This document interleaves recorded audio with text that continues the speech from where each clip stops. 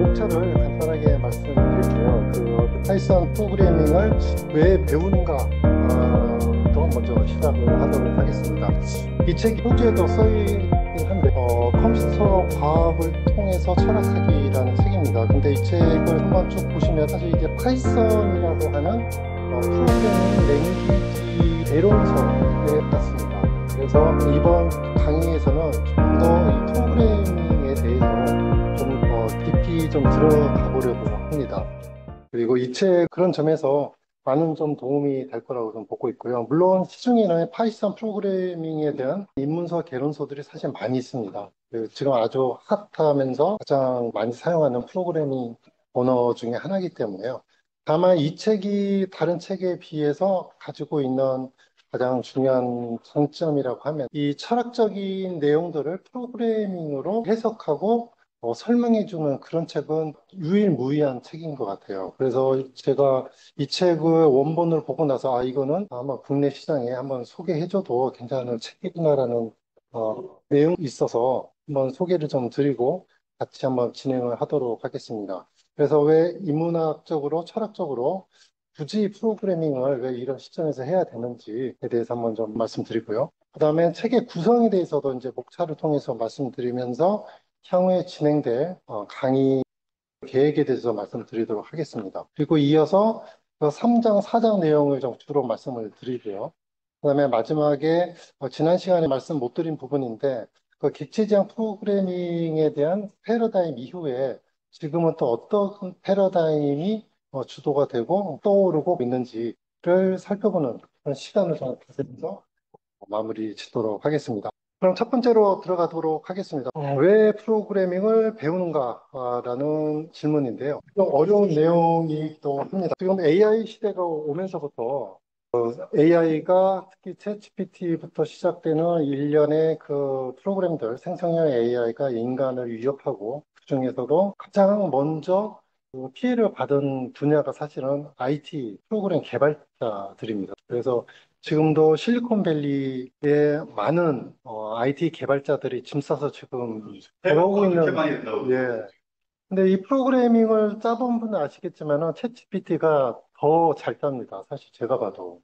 그리고 지금은 컴퓨터 과학과를 졸업한 학생들이 지금 취업이 지금 안 되고 있는 그런 상황이거든요. 이런 상황에 그러면 우리가 과연 프로그래밍을 배워야 되는가라는 질문인데, 어, 그들이 개발자 직업으로서의 프로그래밍은 이제는 이제 끝난 시대가 이제는 됐고요. 그렇다고 해서 이런 프로그래밍 배우기를 멈춰서는 안 된다고 생각하는 게 저희 지론입니다. 그 이유는 다음과 같은데요. 지금 전 세계, 세계는 자연계가 아닌 코드로 구성된 두 번째 세계에 살고 있습니다. 그 가장 대표적인 게 플랫폼, 앱, 알고리즘, 이런 것들이 사실 우리의 일상을 지배하고 판단 기준들을 형성을 하고 있죠. 그래서 이 프로그래밍은 결국은 세계를 읽고 그리고 개입할 수 있는 언어라고 할 수가 있겠습니다. 그러니까 현대 문명을 이해하는 언어적인 수단이고 사회의 도구이라고 생각이 되고요. 그래서 현대의 기술들은 우리 현대인들의 사유를 구조화하고 사고를 자동화하고 삶의 리듬을 코드화하고 하는 내용들이 우리가 보는 이런 작금의 현실들입니다. 그래서 제가 그 분야 중에서도 기술 철학을 저의 그 사명과 숙제라고 생각하고 계속해서 공부를 하고 있는 이유도 이러한 이유 때문이기도 하고요. 그래서 일상을 조직하는 그 두 번째 자연을 이해하려면은 이런 프로그래밍 언어를 배우지 않으면은 피상적인 관찰에 지나지 않게 된다는 생각이 됩니다. 언어는 존재의 집이다. 하이데거의 말입니다. 이것을 현대적으로 각색을 해서 비틀게 되면은 이제 프로그래밍 언어가 디지털 존재, 디지털적 대상의 새로운 집이다라는 말로 비틀 수가 있겠죠. 결국은 디지털 대상을 이해하기 위해서는 프로그래밍 언어를 이해하는 것도 중요하다고 생각이 되고요. 그 다음에 언어는 존재의 집이다라는 이야기는 결국 존재를 애완동물처럼 보살피려면 인간은 존재를 언어로 설명할 수 있어야 한다라는 뜻은 결국 존재는 말로 설명이 되고 이해될 수 있을 때 대상은 돌봄의 대상이 될 수가 있다는 거죠. 그렇기 때문에 이런 프로그래밍 언어를 것이 지금 현 시대를 살아가는 가장 중요한 도구가 될 수 있다고 생각이 됩니다. 그래서 지금까지는 저희가 리터러시 중에서 디지털 리터러시가 필요했었죠. 디지털 현상이 각종 IT에 접근하는 것들을 두려워하지 않고 디지털을 통해서 이해할 수 있는 해석적 능력, 그다음에 전체와 편향을 비판할 수 있는 능력, 이런 것들이 사실은 필요했는데, 이제는 디지털 리터러시를 넘어서 이제 코드에 대한 리터러시, 코드 리터러시가 이제는 필요한 시대가 됐다라고 생각이 됩니다. 그래서 그 이번 남은 시간 동안은 코드에 대한 이해력, 문해력을 증진시키는데 좀 더 노력을 하겠습니다. 디지털 세계는 존재 조건이 새롭게 정의되는 공간이기도 합니다. 그래서 이 세계는 규칙과 질서, 그리고 인간의 언어가 아니라 프로그래밍 언어로 쓰여져 있다는 것. 그래서 이 앱, 플랫폼, 알고리즘, 이런 것들은 현실을 조직하고 경험을 구성하는 구조다, 스트럭처라고 생각이 됩니다. 두 번째, 이 세계의 규칙과 질서는 인간의 언어가 아니고 프로그래밍 언어로 쓰여 있고, 이러한 앱 알고리즘은 디지털 공간의 법칙이다, 존재의 형식이라고 얘기가 돼 있긴 한데요. 우리가 이해하는 이런 가상의 세계들이 이렇게 프로그래밍 언어로, 코드로 정의가 돼 있고, 이미 코드로 설계된 사회 매트릭스 안에 살게 된다면 우리는 과연 자유의 의지를 가지고 있다라고 얘기를 할 수 있는가라는 문제도 한번 던질 수 있는 중요한 성찰이라고 생각이 듭니다. 이미 코드로 설계돼 있고 우리는 그 경로에 따라서 결정을 할 뿐이고, 우리는 알고리즘의 인도에 의해서 누군가의 어디론가 향하는 그런 시대에 와 있게 되면 과연 우리에게 자유의지가 있는가라는 생각도 할 수 있는데, 마침에 대한 질문과 응답, 이런 것들이 이 책 내용에 포함이 되어 있습니다. 그래서 그 시간에 다시 한번 그 내용을 한번 얘기해 보도록 하고요. 그래서 마지막에 한 문장을 다시 한번 좀 읽어보도록 하겠습니다. 디지털적 대상, 디지털 대상, 왜 꼭 적이라는 단어를 왜 넣는가라는 뭐 질문도 하는데, 사실 이거는 그 심흥동의 책이죠. 기술적 대상의 존재 양식에 대하여 라는 책에 라임을 맞추기 위해서 하지 않았나. 굳이 디지털 대상이라고 해야 되는데 왜 디지털적 대상이라고 하는가. 맞췄던 디지털 대상들이 같이 살아야 되고 더불어 살기 위해서는 그 세계의 문법인 코드에 대해서 이해가 필요한데, 그럼 여기서 한번 또 질문 또 던질 수가 있거든요. 그럼 디지털 대상이 무엇냐? 도대체 구체적으로 뭐냐? 뭔 줄 알아야지 우리가 더불어 살 것이 아니냐라는 질문을 많이 좀 해주시는 분들이 있어요. 사실 답은 없다고 봐요.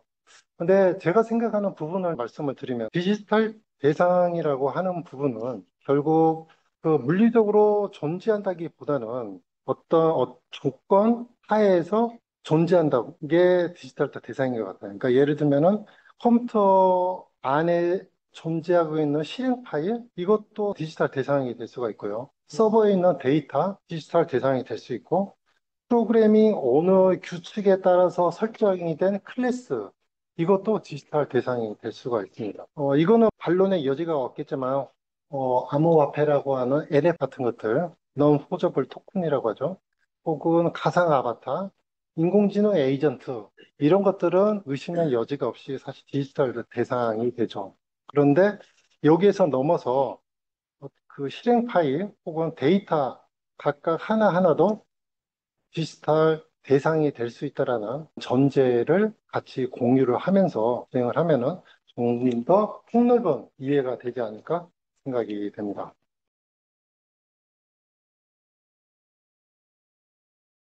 게임 유저, 그렇죠. 그것도 어쨌든 사람과 사람이지만은 그 사람이 그 컴퓨터 프로그램 안에 아바타 혹은 어떤 게임 캐릭터를 통해서 대상화가 되기 때문에 그것도 결국은 디지털 대상이 될 수 있다고 생각이 됩니다. 우리나라 이제 코딩 열풍이 좀 많이 불었었죠. 그 코딩을 배워야 된다. 그래서 학교에서도 코딩 교육도 배우고, 미국에서도 로블록스 열풍이 불고 있다고 하더라고요. 이것도 벌써 5년 전 얘기이긴 한데, 로블록스라는 게임 프로그램을 하면서 게임을 직접 만들면서 프로그래밍 언어도 배우고 공부도 하는 그런 열풍도 불기도 하는데, 우리나라에도 이런 코딩 열풍이 불었던 시기가 있었습니다. 근데 지금은 거의 없어지긴 했는데요. 모두가 코딩을 배워야 된다는 것은 이런 기술 중심적인 환상, 그 다음에 기술만 익히면은 문제 해결 능력도 자동으로 생길 수 있다는 도구 환원주의라고 생각이 됩니다. 그래서 이 책에서도 가장 중요한 컴퓨팅 사고라는 것을 강조를 하고 있습니다.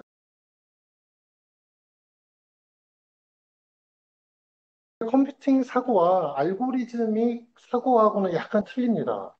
세부로 나누면은 그 하나의 항목 중에 알고리즘 정형화라고 네 번째 항목이 있죠. 14년 잔해 윙이라는 사람이 논문에서 제안돼 있고 지금도 컴퓨팅 사고라고 하면은 이렇게 네 가지로 분류를 해서 설명을 하고 있습니다. 이게 거의 정설이 되고 있고요. 전 세계적으로. 그래서 컴퓨팅 사고 능력을 가지기 위해서는 이런 네 가지 능력이 있어야 되는데 첫째는 문제를 분해를 해라. 이게 데카르트가 얘기했던 어려운 문제는 쪼개서 해결을 하라는 거죠. 예, 방법 서설에 이 내용이 나와 있습니다. 그래서 이 내용이 컴퓨터 하나의 전략으로 이미 정해져 있는데요. 분할 정복 방식이라고 하죠. 저희 책에도 여러 차례 나왔습니다. 분할 정복 방식. 영어로 하면은 divide and conquer. 쪼개서 공격하라, 나눠서 공격하라는 의미입니다. 그다음 인식이 있고요. 이거는 패턴, 규칙적으로 발생하는 어떤 패턴들을 찾아낼 수 있는 능력. 이건 매우 중요한 능력이죠. 그다음에 이 책에서는 데이터 표현이라고 돼 있는데 데이터 리프레젠테이션이라고 나와 있어서 데이터 표현이라고 번역을 했습니다만 이것은 저희가 지금까지 계속 반복해왔던 추상화를 의미를 합니다. 마지막으로 알고리즘 정형화라는 부분이 있죠.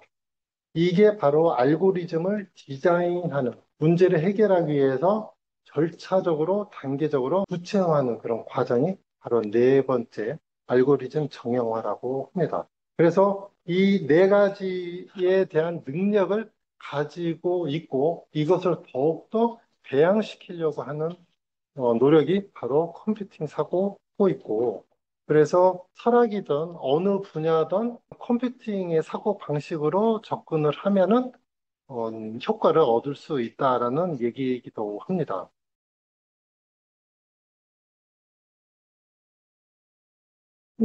예, 이게 그 컴퓨터 프로그램 짤 때만 필요한 그런 능력은 사실은 아니에요.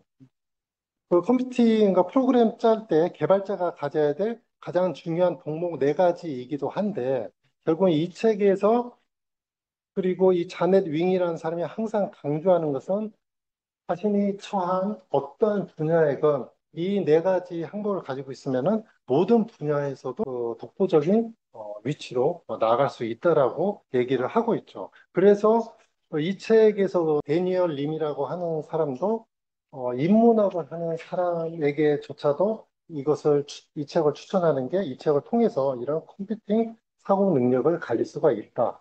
라고 얘기를 하면서 이 책을 썼죠. 예. 그러니까 데카르트가 그 이후에 인류의 생각, 사고를 지배를 하고 있고 지금도 저희는 데카르트를 벗어나고 있지 못한 이유이기도 합니다. 근데 저희는 이 책을 읽으면서 이 지점을 좀 비틀어야 된다고 생각이 돼요. 그래서 이런 사고 방식을 가진다면은 결국은 가장 도구화된 혹은 기술 중심적인 혹은 산업주의적인 사고 방식을 갖게 되는 거거든요, 결국은. 그래서 저희들은 이런 사고 능력을 요구를 하지만은 그 능력 이외에 다른 것을 더 플러스 알파로 추구를 해야 된다는 게 이번 강좌에 제가 강조하고 싶은 그런 부분이기도 합니다. 그래서 우리의 생각을 도구화하고 정형화하고 하는 데는 굉장히 많은 도움을 주긴 하지만 결국은 인간의 존재, 가치 판단, 의미의 문제는 대체를 할 수가 없다는 거죠. 그래서 우리가 필요한 것은 코드 리터러시가 필요하다는 겁니다. 어떤 현실 세계를 프로그래밍화 했을 때 그 프로그래밍 언어가 어떤 전제, 어떤 목적을 가지고 무엇을 생략을 했는지를 우리는 봐야 되는 거고, 이런 것들은 철학적이면서 인문학적인 이런 비판적 사고가 없이는 그것을 볼 수가 없는 거죠. 저희들은 이 프로그래밍 언어를 통해서 데이터가 입력이 되지만은 그 데이터에 어떠한 경험들이 무시가 되고 있고 인간의 어떤 감각과 감정들이 무시가 되고 있고 카카오 택시 어플리케이션에는 기사님들의 감정과 노동과 인권이 말살이 되고 있는지를 그걸 보자는 거죠. 그걸 보기 위해서는 단순히 그 프로그램만 봐서는 안 돼. 프로그램의 입출력 나타나는 결과만 봐서는 아니라 사실 그 코드를 봐야 되는 그런 코드 리터러시가 꼭 필요하다는 겁니다.